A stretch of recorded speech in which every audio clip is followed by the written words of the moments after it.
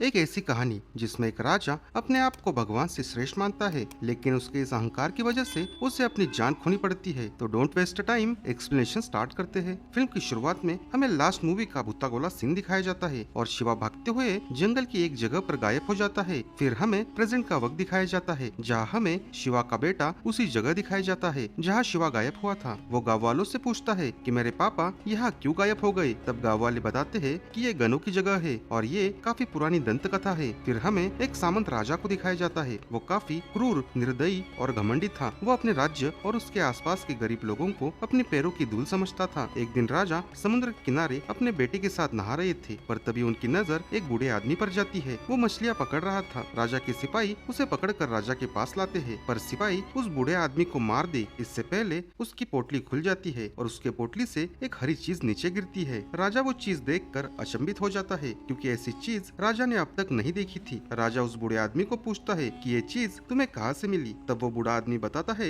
ये चीज मुझे देवों की मधुबन में मिली। तब राजा पूछता है कि ये जगह कहाँ पर है। तब वो बूढ़ा आदमी बताता है कि ये जगह कांतारा के जंगल में है। बूढ़े ने राजा को अपने जाल में फंसा लिया था। राजा के पास सब कुछ था सिवाय कांतारा के जंगल के उस अद्भुत चीज के अलावा। राजा अपने सैनिक की एक टुकड़ी लेकर और अपने बेटे के साथ कांतारा के जंगल में चला जाता है। जंगल के अंदर जाने पर राजा को काफी अंधेरा दिखाई देता है, इसलिए राजा जंगल के एक पेड़ को आग लगा देता है। पर उस आग में राजा को पंचोली देव के दर्शन होते हैं और पंचोली देव इन्हें आगाह करते हैं कि यही रुक जाओ। पर राजा इस बात को नजरअंदाज कर देता है, इसलिए देव पंचोली राजा के सैन्य को जंगल के सांड से कुचल कर मार देते हैं और स्वयं राजा को भी मार देते हैं। ये सब राजा का बेटा देख रहा था और वो घबरा कर वहाँ से भाग जाता है और एक जगह जाकर बेहोश हो जाता है। इधर जहाँ राजा मरा था वहाँ कबीले के लोग आकर उत्सव करते हैं, क्योंकि देव ने राजा को मारकर इस जंगल की रक्षा की थी। तभी कबीले के एक आदमी के शरीर में दैव पंचोली आ जाते हैं और कहते हैं कि जो भी कांतारा के जंगल की तरफ बुरी नजरों से देखेगा, उसका नाश करने के बारे में सोचेगा, उसका यही अंजाम होगा। आगे हमें राजा के बेटे को दिखाया जाता है। वो बच्चा कड़पा आदिवासियों को मिलता है। ये अलग कबीला होता है। ये काली जादू की उपासना करते हैं और ये लोग देव पंचोली और गुलिगा को अपने काबू में करके शक्ति का इस्तेमाल करना चाहते हैं। फिर ये राजा के बेटे को लेकर अपने ठिकाने पर चले जाते हैं और उसकी अच्छी तरीके से देखभाल करते हैं और बाद में उसे उसके राज्य में छोड़ देते हैं। ऐसे ही काफी समय बीत जाता है। राजा का बेटा अब बड़ा हो गया था। उसका नाम राजशेखर होता है। उसकी भी शादी हो जाती है। फिर वो एक बेटे को जन्म देता है और उसका नाम कुलशेखरा रखा जाता है। ऐसे ही उसके घर में एक बेटी का जन्म होता है। उसका नाम कनकवाती रखा जाता है। लेकिन इस बेटी के हाथ पाँव में कुछ दिक्कत होती है, इसलिए राजशेखर काफी मायूस होता है। तब कड़बा आदिवासी के लोग राजशेखर से कहते हैं कि फिक्र करने की कोई जरूरत नहीं, हम इस बच्ची को लेकर हमारे कबीले में जाएंगे और हमारे तंत्र मंत्र से इसे ठीक कर देंगे। राजा भी इनकी बात मान लेता है। कुछ दिनों बाद कड़बा आदिवासी के लोग कनकवाती को लेकर राजशेखर के पास वापस आते हैं। वो पूरी तरीके से ठीक हो गई थी। राजा इस वजह से काफी खुश था। दूसरी तरफ हमें कबीले के लोग को दिखाया जाता है जो देव पंचोली और देव गुरिगा के उपासक थे। जब कबीले वाले एक कुएं के नजदीक जाते हैं, तब देव की उपासना करते हुए उन्हें एक कुएं में छोटा बच्चा दिखाई देता है और एक बाघ उस बच्चे की रखवाली कर रहा था। तभी कबीले की एक औरत उस बच्चे को अपना कर संभालने का फैसला करती है और उसे अपने घर लेके चली जाती है। वो उस बच्चे का नाम बेरमे रखती है। ऐसे ही कई साल बीत जाते हैं। बेरमे अब काफी बड़ा हो गया था और वो काफी शक्तिशाली भी होता है। इधर राजशेखर के दोनों बच्चे काफी बड़े हो गए थे। राजशेखर अपने बड़े बेटे कुलशेखरा का राज्याभिषेक करता है और उसे नया राजा घोषित कर देता है।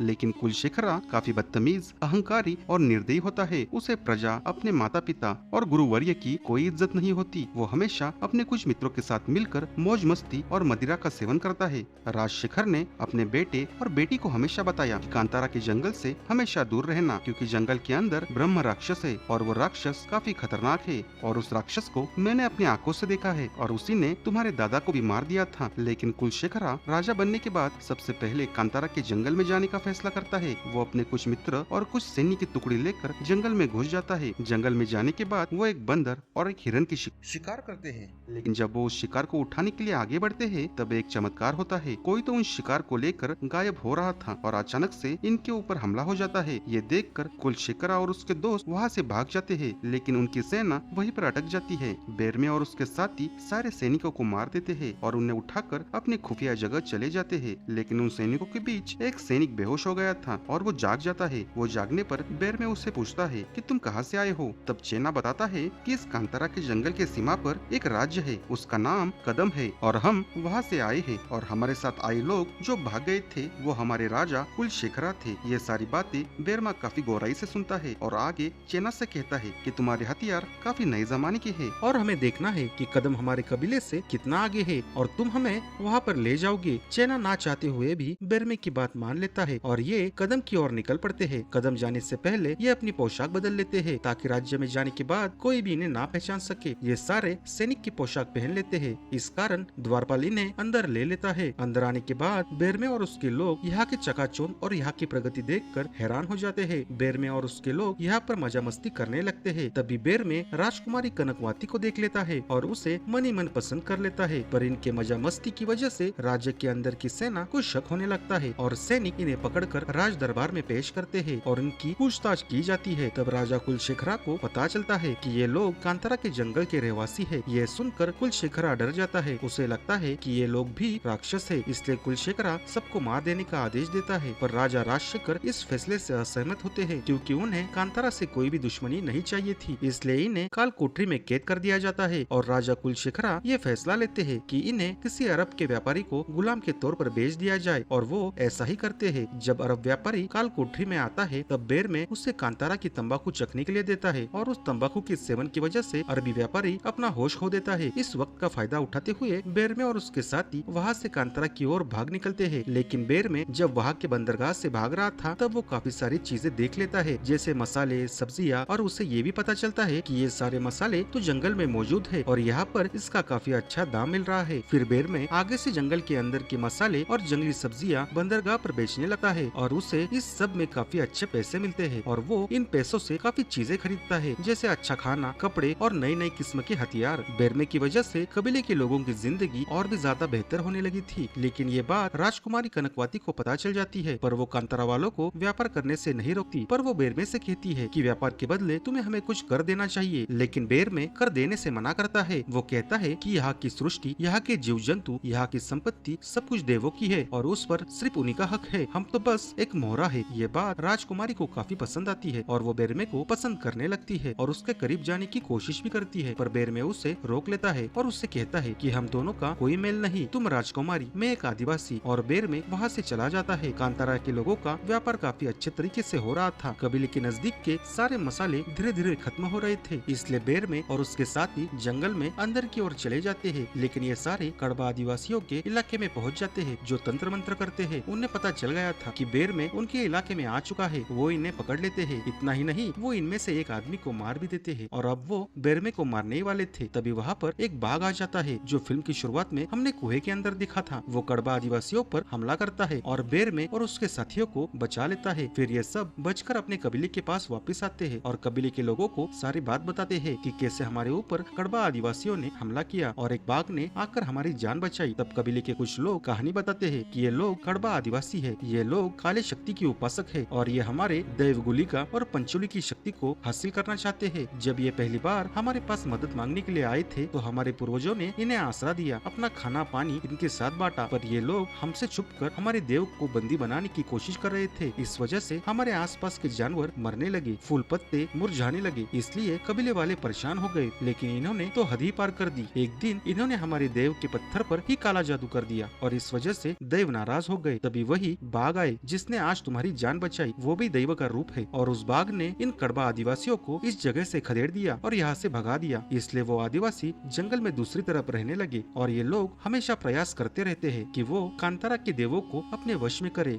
इधर कदम साम्राज्य में राजा कुलशेखरा को पता चल जाता है कि कांतारा के लोग उनसे छुपकर उनके बंदरगाह पर व्यापार कर रहे हैं। इस वजह से राजा कुलशेखर काफी गुस्सा करता है और वह अपनी बहन कनकवती पर भी काफी नाराज होता है क्योंकि उसे इस बात का पता था कि कांतारा के लोग छुपकर व्यापार कर रहे हैं और वो कांतारा के लोगों को खत्म करने का फैसला करता है। लेकिन इस निर्णय के पक्ष में राजशेखर नहीं होते। वो कांतारा वालों से कोई भी दुश्मनी नहीं चाहते, इसलिए राजा कुलशेखर अपने पिता के खाने में विष मिला देता है ताकि वो 2-3 दिनों के लिए गहरी नींद नींद में सो जाए और कुलशेखर कांतारा के लोगों पर हमला करने के लिए जंगल की ओर चला जाता है और वहाँ जाकर कबीले के लोगों को काफी बुरी तरीके से मारने लगता है। कबीले में बेरमे और उसके साथी नहीं होते, लेकिन उन्हें कबीले की आवाज सुनाई देती है, इसलिए वो फौरन कबीले की ओर निकल पड़ते हैं। इधर राजा कुलशेखर कबीले के बच्चे बूढ़े लोगों को मार देता है और जब बेरमे वहाँ पहुँच जाता है तब उसके आंखों के सामने उसकी माँ को भी मार देता है। अपनी माँ की मौत आंखों के सामने देखने की वजह से बेरमे को काफी गुस्सा आता है और तभी उसके शरीर में एक दैवी शक्ति आती है। ये शक्ति गुलिका दैव होते हैं और ये उनका उग्र रूप होता है। इस रूप को देखकर सब लोग काफी हैरान हो जाते हैं। कुलशेखर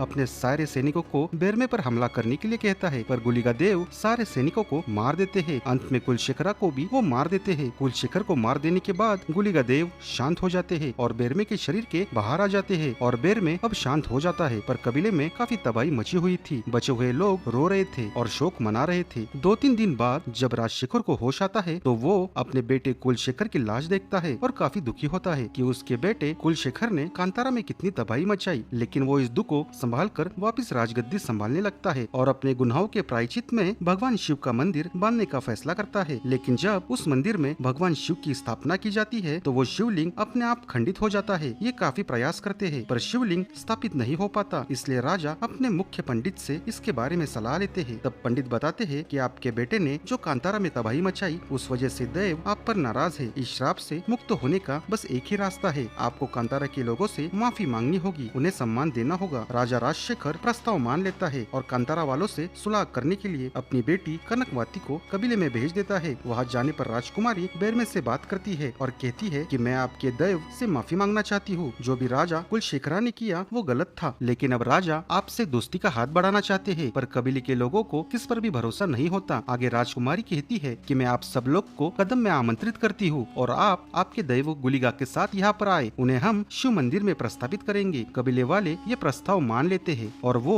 दैव गुलिका को कदम राज्य में लेके चले जाते हैं और दैव गुलिका को शिव मंदिर में प्रस्तावित करते हैं। सारे कदमवासी और कबीले के लोग काफी खुश होते हैं। अब इनके आपसी मनमुटाव कम हो गए थे। कबीले के लोग वापिस अपने घर लौट आते हैं, पर वापिस आने के बाद कबीले के बच्चे बीमार पड़ने लगते हैं, इसलिए ये अपने देव से बात करते हैं। तब इन्हें पता चलता है कि दैवों को बंदी बनाया गया है और इस वजह से ये सब हो रहा है और इसके पीछे कड़बा आदिवासी के लोग हैं। वो कई सालों से दैवों को बंदी बनाने की कोशिश कर रहे थे, लेकिन अब वो अपने मकसद में सफल हो गए हैं। दरअसल कड़बा आदिवासी के लोग राजा राजशेखर की सहायता से अपने मकसद में सफल हो गए और उन्होंने राजकुमारी कनकवाती को कुछ तंत्र विद्या भी सिखाई थी और राजकुमारी के भोले चेहरे के पीछे काफी बड़ा षड्यंत्र चल रहा था। राजकुमारी के बातों में कबीले के लोग आ गए और अपने देव को खुद ही उनके हवाले कर दिया। राजा राजशेखर और कनकवाती इस षड्यंत्र में शामिल थे और राजकुमारी को बेरमे से कोई लगाव नहीं था, उसे बस बेरमे के कुछ बाल चाहिए थे, क्योंकि राजकुमारी इस बात को जानती थी कि बेरमे कोई साधारण पुरुष नहीं है, वो दैवी मनुष्य है और उसका जन्म सिर्फ कांतारा के लोगों के रखवाली के लिए हुआ है। राजकुमारी बेरमे के नाखून और बालों पर तंत्र विद्या करती है और उसकी मदद से राजा राजशेखर और भी शक्तिशाली बन जाता है ताकि वो बेरमे से लड़ सके।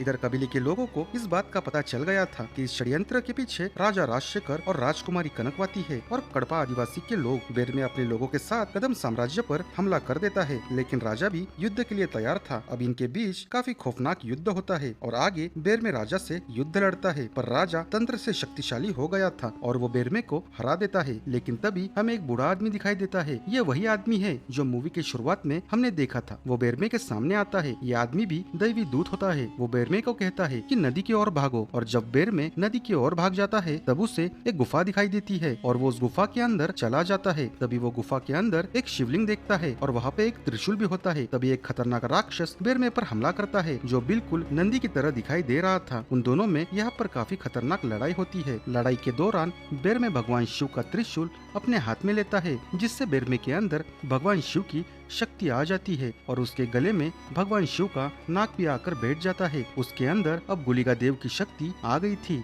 उसकी सहायता करने के लिए दैव बाग भी आए थे। बेरमे अब युद्ध के मैदान में चला जाता है और राजा राजशेखर पर हमला करने वाला होता है। तभी बेरमे और राजा के बीच राजकुमारी कनकवाती आ जाती है, क्योंकि उसे पता था कि दैव गुलिका किसी स्त्री पर वार नहीं करेंगे। लेकिन दैव गुलिका अपने बहन चामुंडी को बुलाते हैं और राजकुमारी को मार देते हैं और इस तरह राजा राजशेखर का भी खात्मा हो जाता है। और इसी के साथ कांतारा के लोग ये युद्ध जीत जाते हैं और उनके देव कड़बा आदिवासियों के चंगुल से आजाद हो जाते हैं। फिर सब लोग अपने कबीले में लौट आते हैं और वहाँ पर दैव का भूता गोला चल रहा था और इसी वक्त गुली का दैव अपने पंचली अवतार में आते हैं और सारे जंगल को आशीर्वाद देते हैं। भूता गोला खत्म होने के बाद बेर में भागते हुए एक जगह छलांग लगाता है। जब कबीले के लोग उसे देखने के लिए कुएं के पास जाते हैं तब बेर में वहाँ पर नहीं होता, वो गायब हो चुका था। इससे हमें यह पता चलता है कि बेर में दैव का दूत है और वो सिर्फ कांतारा के लोगों की रखवाली करने के लिए आया था। इसी के साथ ये मूवी यहाँ पर खत्म हो जाती है। आपको ये मूवी कैसी लगी कमेंट सेक्शन में जरूर बताइए और मेरा चैनल जरूर सब्सक्राइब करें। धन्यवाद।